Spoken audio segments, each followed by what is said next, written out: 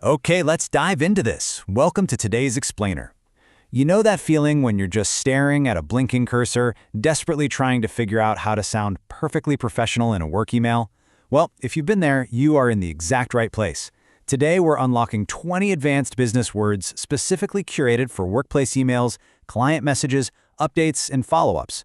Whether you're prepping for the TOEIC B2 exam, where this kind of professional correspondence pops up constantly, or you just really want to level up your daily office communication, this explainer is going to give you the exact tools you need.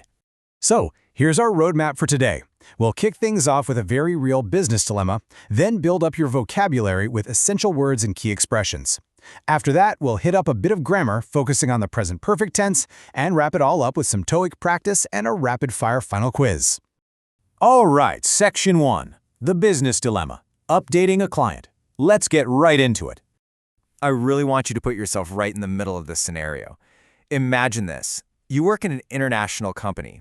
Your manager asks you to update a client about a delayed document. Your email must be polite, precise, and professional. This is our central challenge today. How do you deliver bad news, like an annoying delay, while keeping the client happy and maintaining your professional edge? Everything we learn from this point forward is going to equip you with the exact tools to solve this very specific but very common workplace headache. Moving on to Section 2, Essential Words, Building Your Vocabulary. Let's get these grouped logically. First up, we're looking at the basics, your everyday communication tools. These are the absolute foundational blocks of any business email. Take correspondence. That's just your written communication, the emails themselves. When you send a file along with that email, obviously, that's an attachment. The person reading your brilliant message is the recipient, and the pop-up alerting them is the notification. But the word I really want you to focus on here is promptly, which means quickly and without delay. As in, please respond promptly. Using promptly sets the absolute perfect tone for a professional, urgent reply without making you sound bossy or demanding. Let's move to the next group and see how this builds. We're looking at words that track the life cycle of a business document. It usually starts with an inquiry, right? A simple request for info. Then comes the submission of the document. If your boss or the client needs changes, you make a revision. Now, you might also include an enclosure, which is essentially a document included with a more formal letter or email. But please pay special attention to provisional. This means temporary and likely to change. If you send over a schedule but you aren't 100% sure it's final, you call it a provisional schedule. It is a fantastic professional safety net. Now, what's really interesting about this slide is that these problem solver words are the exact ones we need to address our delayed document safety. Think about it. If a payment is late, it's overdue. If you need to know exact requirements, you ask for the specification. All your written records make up your documentation, and if something is confusing, you ask for clarification. And then there's discrepancy. We are going to look much closer at that one in just a second. Finally, we round out our vocabulary with the formalities. Think of these as the official corporate rules and protections. They are what ensure a company actually stays out of trouble. You need authorization or official permission before doing anything major. You always have to act in compliance, meaning you're following the rules. You absolutely must maintain confidentiality with private info. When a task is completely done, you send a confirmation, and when you simply receive a message and want to say, "Got it," you send an acknowledgement. Okay, let's slow down for a minute and deep dive into that specific word from our problem solvers list, discrepancy. It literally means a difference between two things that should match. For example, we found a discrepancy between the invoice and the purchase order. Now, why isolate this one word? Because it's a massive, high-frequency TOEIC term, and honestly, it is the most polite, bulletproof way to say someone messed up without actually pointing fingers. This is exactly the kind of core issue that would cause our scenario's document delay. All right, Section 3, Key Expressions, Actionable Phrases. Let's start putting these words into complete thoughts. I want you to think about how these expressions are sequenced. This isn't just some random list of phrases. It's the exact logical sequence of actions you'd take when drafting that tough email to the client. Step 1, you start politely to confirm receipt of an email. Step 2, you explain the delay by saying you need to address a discrepancy. Step 3, perhaps you tell them you had to request further clarification internally. Step 4, you reassure them you just need to obtain authorization. And finally, Step 5, you attach the revised document. Do you see how those single vocabulary words just seamlessly turn into a really compelling narrative? Here are 5 more absolutely vital expressions. These serve as perfect professional sign-offs and ways to state internal corporate rules. If someone hasn't replied to you, you politely follow up on a request. If you want a quick answer without sounding rude, you ask them to respond at your earliest convenience. Behind the scenes, you use phrases like ensure compliance with regulations and maintain confidentiality. And when the entire job is finally done, you submit the final version.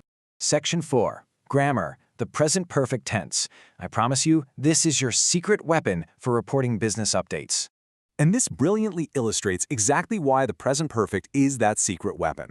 Think about the raw formula for a second. Subject plus have or has plus the past participle. Kind of dry, right? But look at how it's used in these real business examples. We have reviewed your proposal. The client has confirmed the appointment. I have attached the revised report. We use the present perfect when a recent action is super important right now. In business emails, it is the absolute gold standard for updates, confirmations, and follow-ups. Section 5. TOEIC practice, reading and listening. Time to prove you've mastered the tools we just covered. First up, a quick reading task. Check out this email from Daniel Lee. The subject line reads, Revised Contract Document. He writes, Thank you for your inquiry regarding the revised contract. We have attached the latest version for your review. Please note that a minor discrepancy was found in the payment schedule. Our legal department is checking the specifications to ensure compliance with company policy. Once authorization is received, we will send a confirmation email. Just look at how beautifully he layered in our vocabulary words to sound completely professional while communicating a delay. So based on that exact text, here's your first reading question. What is attached to the email? Is it A, a training schedule, B, a revised contract, C, a payment receipt, or D, a customer survey? I'll give you a quick second. Okay, the correct answer is B, a revised contract.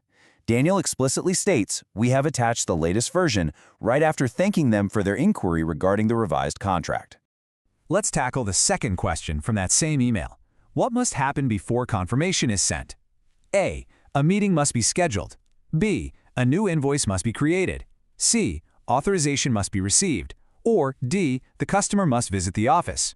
So the crucial point is, the text says exactly, once authorization is received, we will send a confirmation email. Therefore, the correct answer is C, authorization must be received. Excellent work. Now let's switch gears and try a listening task. I want you to imagine this dialogue is happening right outside your office door. A woman says, I received the client's email, but I need clarification on one point. The man replies, is it about the revised contract? She says, yes. There is a discrepancy between the attachment and the printed copy. And the man concludes, please follow up with the client and ask them to confirm the final version. All right, based on that conversation, what problem does the woman actually mention? A, the meeting room's unavailable. B, the attachment and printed copy are different. C, the client canceled the contract. Or D, the email was sent to the wrong recipient. If you remember our deep dive word from earlier, she mentioned a discrepancy between the two formats. So the answer has to be B, the attachment and printed copy are different. And question 2 for the listening dialogue. What does the man ask the woman to do? Does he ask her to A, send a new invoice, B, call the legal department, C, follow up with the client, or D, prepare a presentation? He clearly instructs her to follow up with the client, so the answer is C. Honestly, fantastic job applying your new knowledge directly to these test scenarios. Section 6, the final quiz, rapid fire recap. Let's get some energy in here and finish strong. Let's absolutely speed through these 5 quick questions to lock this all in. Question 1. What word means written communication? That's correspondence. Question 2. What word means official permission? That would be authorization. Question 3. A difference between 2 records? That was our big deep dive word, discrepancy. Question 4. The phrase to ask for more explanation, request further clarification. And finally, question 5. What grammar tense is used in we have reviewed your proposal? That is our trusty secret weapon, the present perfect.